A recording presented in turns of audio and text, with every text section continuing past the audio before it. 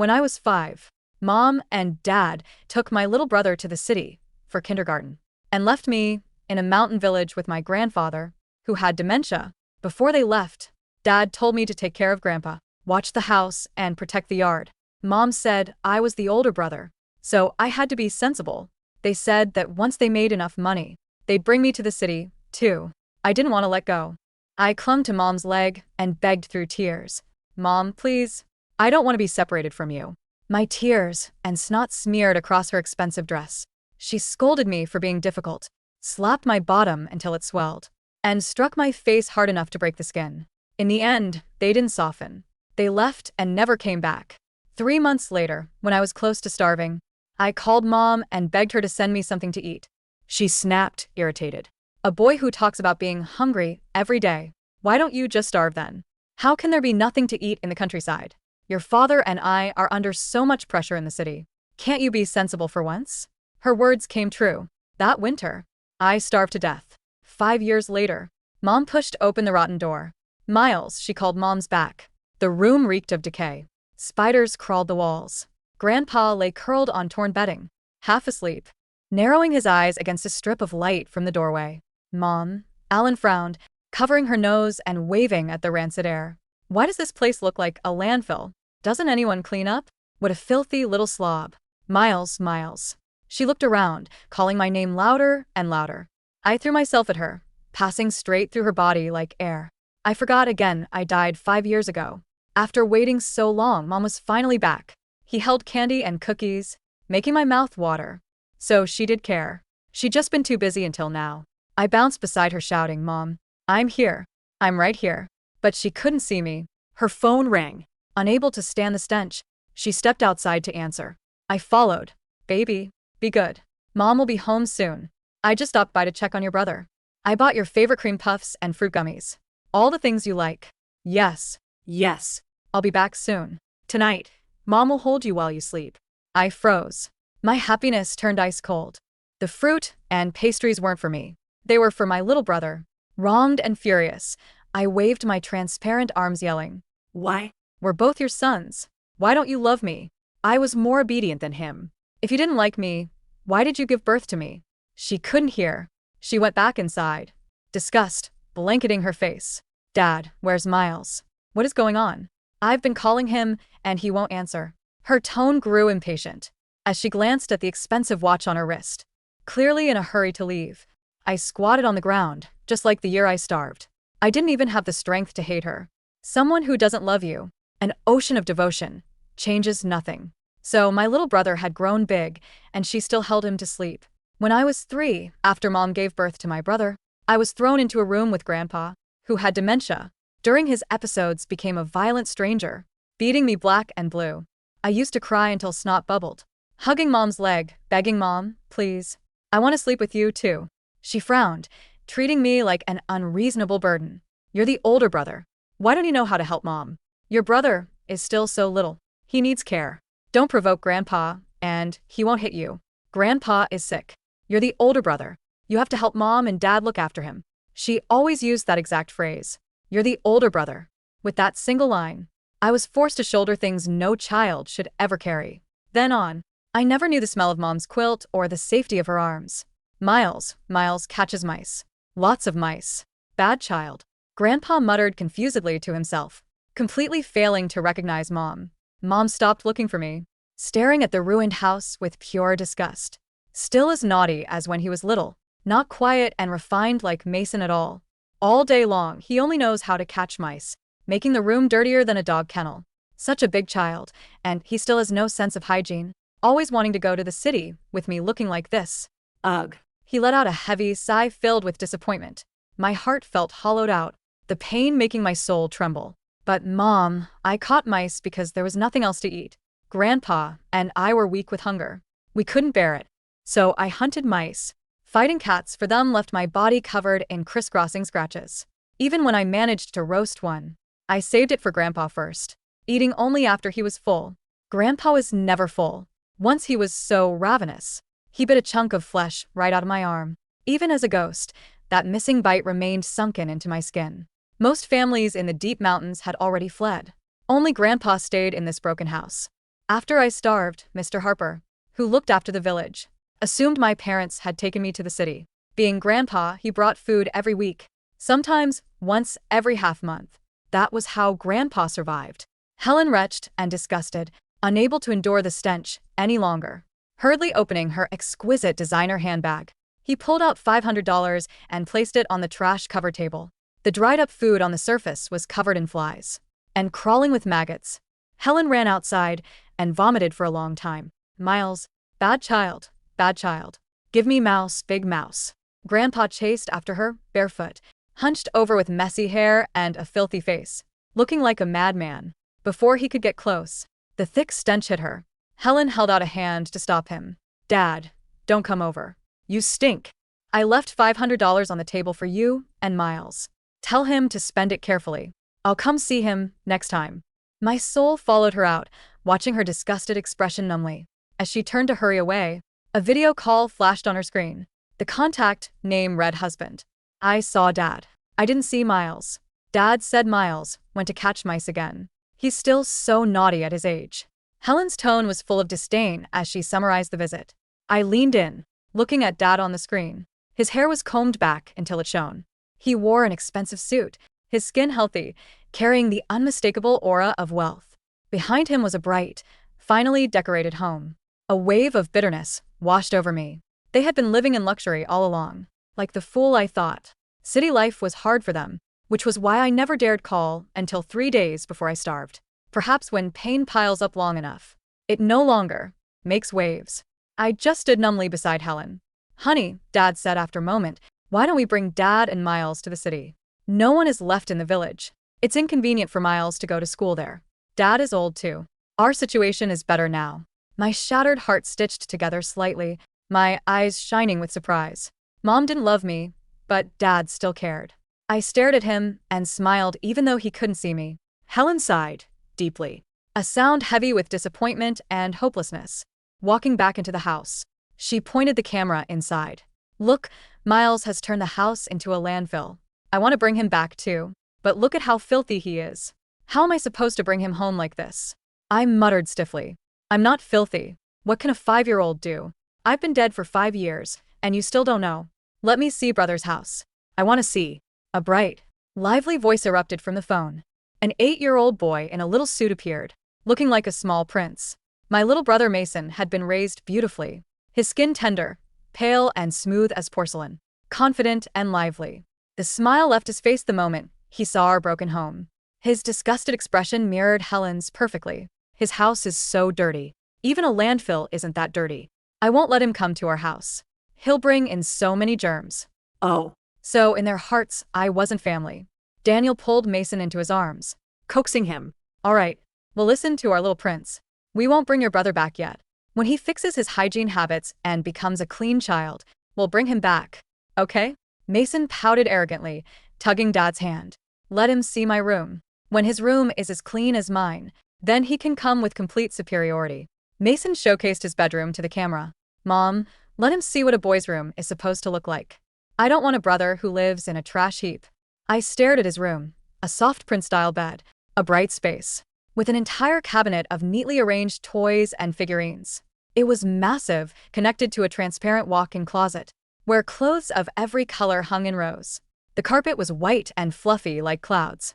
I looked at it, my mind going blank, my heart already full of holes. I couldn't even find the strength to resent them. Your brother is only like this because he's in the countryside.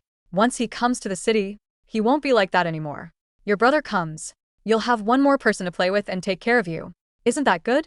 Daniel's words stabbed like knives. I hated that sentence, most of all. You're the older brother, so you should take care of him. You should give way to your little brother after the video call ended. Mom took a pen and paper from her bag and wrote a few lines. Miles, Mom is going back for now. You've made the house far too dirty and messy. Mom will give you 1 month clean the house and yourself properly. 1 month from now, Mom will come check if your hygiene is acceptable. Mom will bring you and Grandpa to the city. If you fail, you'll stay here and keep performing yourself. She looked hesitantly at the house, then stuffed the note into Grandpa's leaky pocket. Dad, this note is for Miles. Make sure he sees it. I'm going back for now. Tell Miles I'll come again in a month. With that, she hurried away without looking back. I watched her retreat, crying while laughing. Grandpa stared blankly after her for a long time. Grandpa, let's go back inside. Don't stand in the sun. The blazing sun drew sweat from his hair. But he just stood there, not even knowing to wipe it away. Maybe he was simply hard to kill. Even after several heat strokes, he had pulled through. Miles. Mice. Eating flies, started mumbling nonsense again. I watched helplessly as he was left to fend for himself, just as I had once been. But Grandpa, I still don't want to be reunited with you. I ran into the house, anxious and frantic, trying to clean up, but my hands couldn't pick anything up. I stamped my feet, crying in panic. Grandpa, I can't help you anymore. What do we do? What do we do? He only chuckled, picking up the maggot-infested food from the table and eating it. Cried louder, tearing my throat apart to make him hear me, telling him over and over not to eat it. But everything was useless. 1 month later, Helen and Daniel came back together. This time their hands were empty.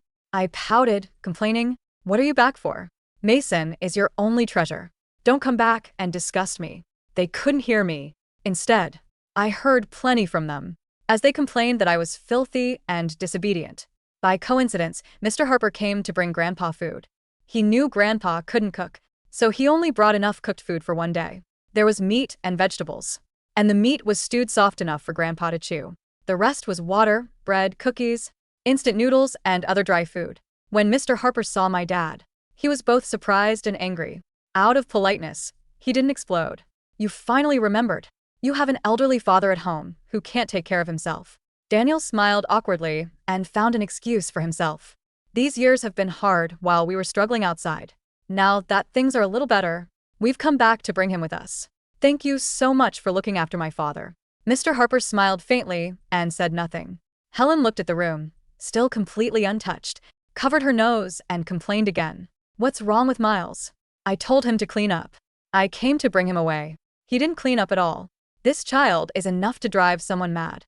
Daniel also looked nauseated, but in front of others he held it in. Mr. Harper looked suspicious. "Wasn't Miles taken to the city by you years ago?" The silence that followed Mr. Harper's words was heavy, suffocating, and absolute. For a long moment, the only sound was the wind scraping against the loose rusted tin of the roof, a low, morning whistle that had kept me company through 5 freezing winters. Helen froze. The hand she had been using to fan the air away from her nose stopped midair. Her manicured fingers, tipped with perfect pearlescent polish, began to tremble. What did you just say?" Daniel's voice was barely a whisper. The smooth, practiced confidence of a successful city businessman vanished, replaced by a sudden, jagged edge of confusion. "What do you mean, taken to the city?" "We left him here. We left him to look after my father. We've been sending money. We thought." Mr. Harper's eyes narrowed. The anger he had been keeping behind a polite facade began to leak out, dark and bitter. He set the heavy plastic bag of food down on the porch with a dull thud. "You thought?" Mr. Harper stepped forward, his mud-caked boots clicking against the rotting porch boards. "You left a 5-year-old child in an abandoned mountain village with a man who can't remember his own name half the time, and you didn't check on him once in 5 years? And now you're telling me you didn't take him?" "No." Helen's voice rose, shrill and panicked. She clutched her designer handbag to her chest like a shield. "We didn't take him. He's here. He's just being difficult. He's hiding because he's angry at us. Miles, come out this instant. Stop playing these childish games." I stood right in front of her. I reached out, trying to grab her sleeve, trying to shake her, to make her look at me. But my fingers simply dissolved into the fabric of her expensive coat, leaving no trace, not even a chill. "Mom," I wanted to say, "I'm not hiding. I've been right here. I've been waiting in this dirt for so long." "Helen, shut up," Daniel hissed, his face turning an ash gray. He turned back to Mr. Harper, his hands shaking so violently he could barely keep his phone in his grip. "Old Harper, think carefully. When did you last see Miles? 5 years ago? Why would you think we took him?" Mr. Harper stared at them, his expression turning from anger to a deep, horrifying dawning realization. The color drained from his weathered, sun-baked face. 5 years ago, right before the heavy snows hit, Mr. Harper said, his voice cracking. "I came up here to bring the weekly rations." The house was dead quiet. There was no smoke from the chimney. I found the old man huddled in the corner, freezing, eating dirt from a potted plant. I asked him where the boy was. He couldn't speak. He just kept pointing toward the back, crying, mumbling that. Miles went to sleep. I searched the immediate area. I couldn't find him. Mr. Harper took a ragged breath, his chest heaving. I called the number you left me. It was out of service. I went to the town registry, but they said you had relocated to the southern province. I assumed you had come back in the middle of the night, realized you couldn't leave a child here, and taken him With you. Why else would he be gone? He was 5. He couldn't have just walked down the mountain alone in a blizzard. No, Helen whispered. The handbag slipped from her fingers, spilling its contents onto the dirt. Expensive lipsticks, a gold card, a small bottle of French perfume. No. We changed our numbers because of the debt collectors back then. We didn't come back. Then where is he? Mr. Harper's voice cracked into a roar. If he didn't go with you and he isn't in the village, where's the boy? I looked at my grandfather. He was sitting on the threshold of the door, his eyes milky and vacant. He was chewing on a dry blade of grass, completely detached from the storm brewing around him. Grandpa knows, I thought, a quiet sadness washing over my cold soul. But Grandpa Forgot how to speak the words. The search began in a frenzy of panic. Daniel ran into the yard, screaming my name. Miles. Miles. This isn't funny. Daddy is here. We're going to the city. We bought you toys. Miles. Helen stumbled after him, her high heels snapping off in the soft, rotting mud of the yard. She didn't care. She kicked them off, running barefoot through the sharp weeds, her expensive stockings tearing, her feet bleeding. But she didn't seem to feel it. Miles. please. Answer, Mom, she screamed, her voice cracking into a raw, ugly Screech. I followed them. I ran alongside Helen, trying to catch her hand. Mom, I'm Here. I'm right here. Look at me. Why are you crying now? You didn't cry when You slapped me. You didn't cry when you told me to starve. They searched the old pigsty. They searched the dry well. They searched the collapsed barn at the edge of the property. With every empty space they found, the panic in their eyes grew wilder, more suffocating. It was Daniel who finally stopped in the kitchen. The kitchen was the coldest room in the house. The window had been broken by a falling branch the winter I died, and the wind had deposited a thick layer of dead leaves and black dirt over the floorboards. Daniel stood in the center of the room, his chest heaving, his expensive suit covered in cobwebs and soot. His eyes fell on the floor. Beneath the rotting wooden table, there was a small, square trapdoor. It led to the root cellar, a shallow, hand-dug hole in the earth where my grandfather used to store potatoes and turnips to keep them from freezing in the winter. I remember that cellar. It was the only place where the wind couldn't reach. Daniel, Helen whispered, standing in the doorway. Her hair was wild, her face streaked with dirt and tears. She looked at the trapdoor. No, not there. He wouldn't. He was afraid of the dark. He never went down there. He was 5, Helen, Daniel said, his voice hollow, stripped of all life. When the blizzard hit, where else would he go to find warmth? Daniel knelt. The knees of his designer trousers sank into the filthy, damp dirt. His hands hovered over the rusted iron ring of the trapdoor. He hesitated for 3 long, agonizing seconds, his knuckles turning white. Then he pulled. The wood groaned, splintering as the rusted hinges gave way. A blast of cold, stagnant air rushed up from the dark hole, air that smelled of damp earth, dry rot, and a faint, sweetish musk that made Daniel instantly gag. He pulled out his phone, his thumb shaking so hard he dropped it twice before. Managing to turn on the flashlight, he pointed the beam down into the darkness. The light flickered over the dirt steps, then settled on the far corner of the small cellar. Helen leaned over his shoulder, her breath coming in short, ragged gasps. At the bottom of the cellar, resting on a bed of dry, decayed straw, was a small bundle. It was wrapped in a faded blue child's jacket, the very jacket Helen had bought for me at a secondhand market when I was 3. It was far too small for me by the time I was 5, the sleeves ending mid-forearm, the zipper broken and held together with a piece of rusted wire. The jacket was sunken, deflated. But as the beam of light held steady, the shape became clear. Tiny, delicate. White bones protruded from the frayed cuffs of the sleeves. A small, round skull, tilted slightly to the side, peered out from the hood of the jacket. Beside the skull lay a tiny wooden horse, its leg broken, the only toy I had ever owned, carved for me by my grandfather before his mind went dark. And on the dry clay wall of the cellar, directly beside the small skeleton, were dozens of faint, clumsy scratches.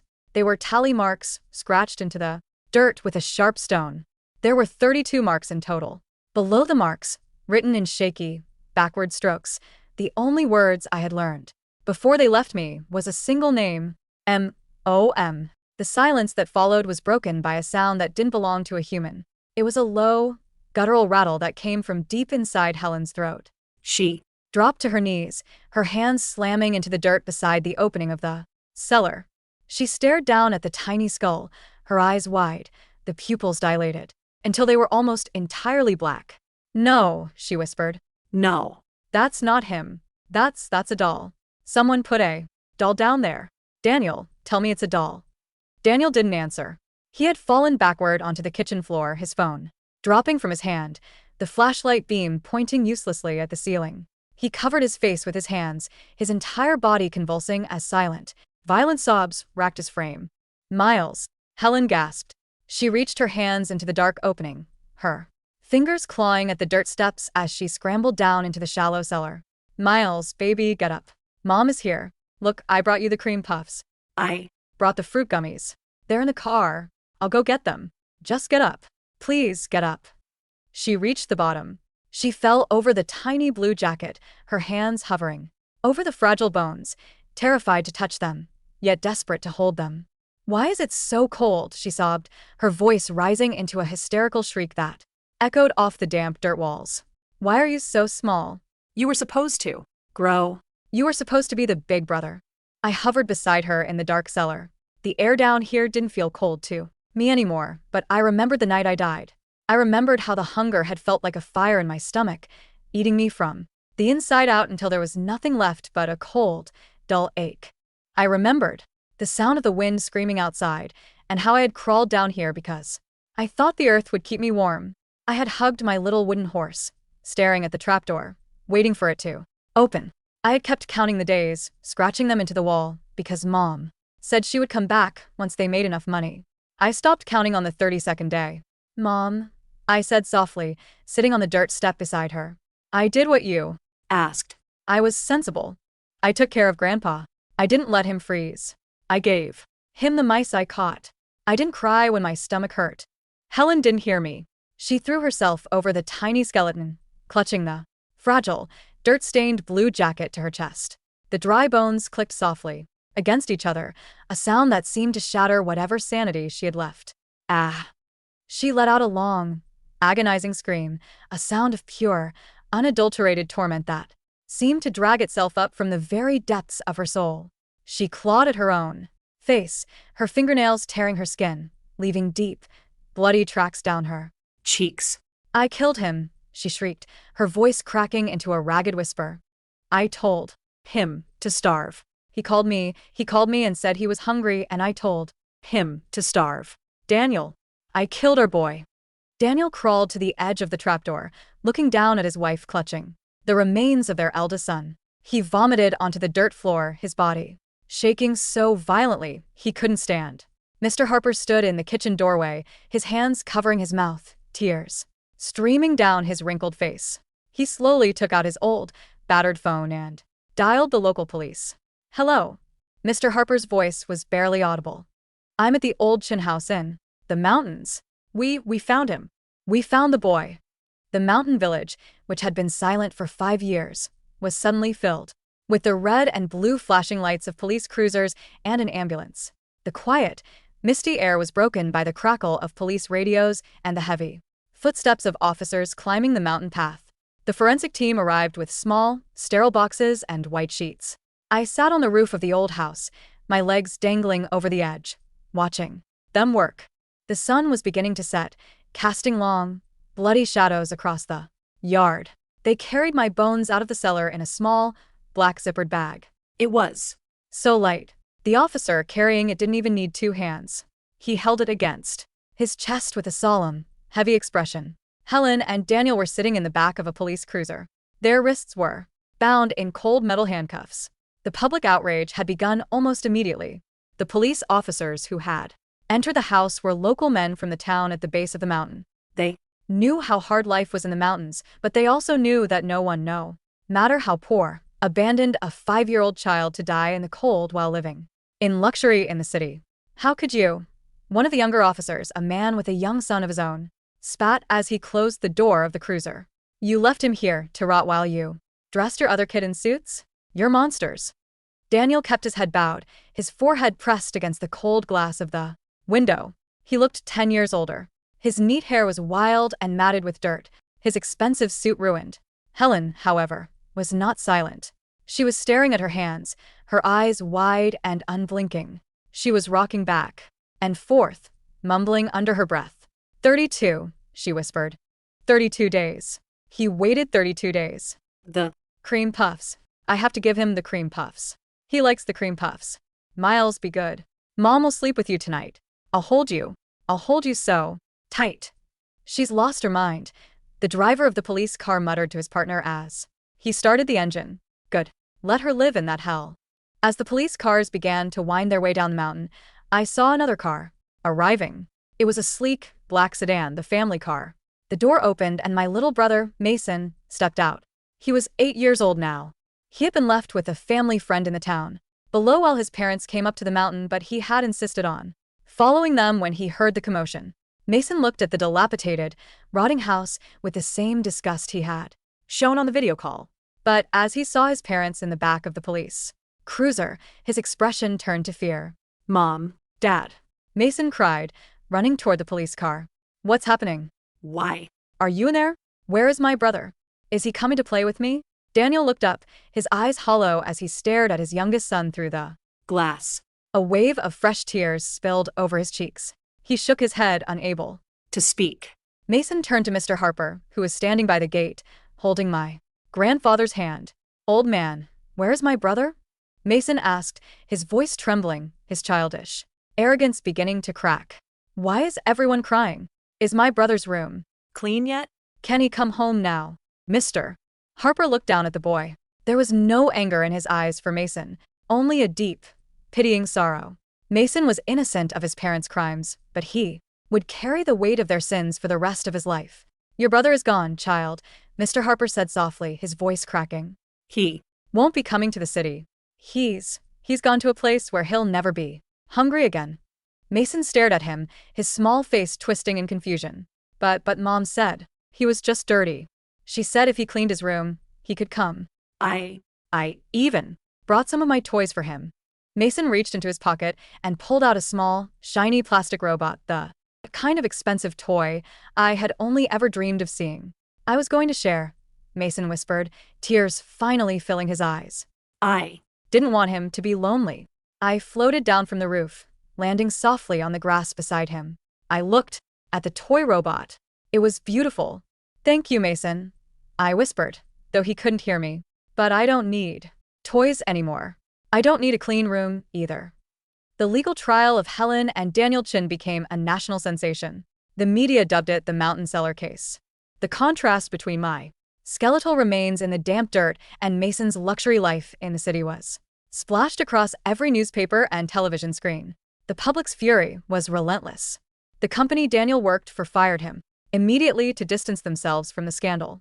Their assets were frozen, their luxury apartment seized to pay for the legal fees and the outstanding debts they had tried so hard to hide. But the law was the least of their punishments. Due to a lack of direct intent to kill, they claimed they believed Mr. Harper and Grandpa were caring for me. They were charged with severe child abandonment, resulting in death and negligent homicide. They were sentenced to 12 years in a maximum security prison. But Helen never made it to a prison cell. Before her transfer, her mental state completely collapsed. She was diagnosed with severe, irreversible schizophrenia brought on by extreme psychological trauma and guilt. She was committed to a high-security psychiatric facility in the outskirts of the province. I followed her there. The psychiatric ward was clean, white, and smelled of bleach, a stark contrast to the rotting wood and damp earth of our old home. Yet to Helen the ward was identical to the mountain house. I sat on the windowsill of her small, barred room, watching her.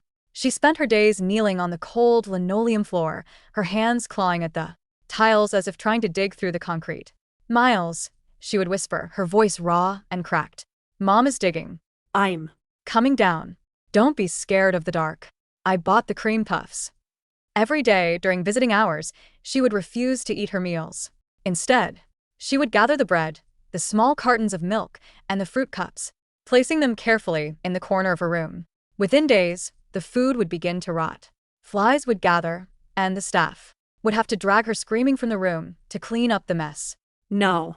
Don't take it. Helen would shriek, fighting the nurses with animalistic strength, her fingernails scratching their arms. That's for Miles. He's hungry. He called me. He said he was hungry. If I don't give it to him, he'll starve. He'll starve to death in the cold. She would scream until her voice failed, her face turning purple before the sedatives finally took hold, and she collapsed onto the floor, her eyes still fixed on the empty corner of the room. I would walk over to her, looking down at her hollow, tear-stained face. I'm not hungry anymore, Mom, I said quietly, sitting beside her sleeping form. You don't have to save the bread. The hunger stopped 5 years ago. In the male prison, Daniel fared no better. The other inmates quickly learned what he had done. In prison there is a strict, unwritten code among criminals. Those who hurt children do not find Peace. Daniel was subjected to constant, brutal beatings. He was relegated to the dirtiest chores, forced to clean the grease traps and the latrines with his bare hands. Every night, as he lay bruised and bleeding on his thin cot, he would stare at the ceiling, tears silent and endless as they ran into his ears. One night, after a particularly severe beating, he looked toward the iron bars of his cell. I was standing there, watching him. Daniel blinked, his swollen eyes widening in terror and hope. Miles? Is that you? I didn't answer. I just stood there, a quiet, pale child in a faded blue jacket. That was too small for him. I'm sorry, Daniel sobbed, reaching his bruised hands through the bars, trying to touch my face. I'm so sorry, son. I thought we had time. I Thought we'd make enough money and come back for you. I wanted to give you a good life. You gave Mason a good life, I said, my voice echoing only in his mind. You Gave him my share of the love. I'll make it up to you, Daniel wept, his forehead pressing against the cold iron bars. I'll die here. I'll join you. Just forgive me, please, Miles, say something. Forgive your father. I looked at his broken hands, his shattered face. I felt no anger, but I felt no forgiveness either. The winter was very cold, Dad, I said softly, and the cellar was very dark.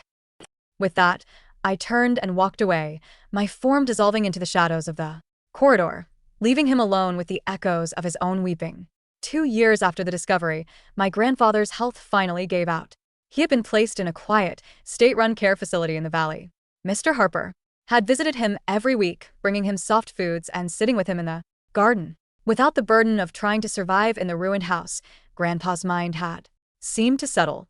The violent episode stopped, replaced by a quiet, peaceful silence. On the day he died, the autumn leaves were falling, covering the ground in a carpet of gold and red. I stood by his bedside. His breathing was shallow, his old, scarred hands resting quietly on the clean, white sheets. The bite mark he had taken out of my arm all those years ago, the mark of his desperation and hunger, was mirrored by the faded scar on my own ghostly arm. Suddenly, Grandpa's eyes opened. The milky film that had clouded them for years was gone. For the first time in my memory, his eyes were clear, bright, and filled with a sharp, beautiful intelligence. He looked directly at me. Miles, he whispered, his voice steady, no longer the confused mumble of a madman. Grandpa, I gasped, tears springing to my ghostly eyes as I reached out and took his hand. This time, our hands didn't pass through each other. His hand felt warm, solid, and safe. You were a good boy, Grandpa said, a soft, beautiful smile spreading across his wrinkled face.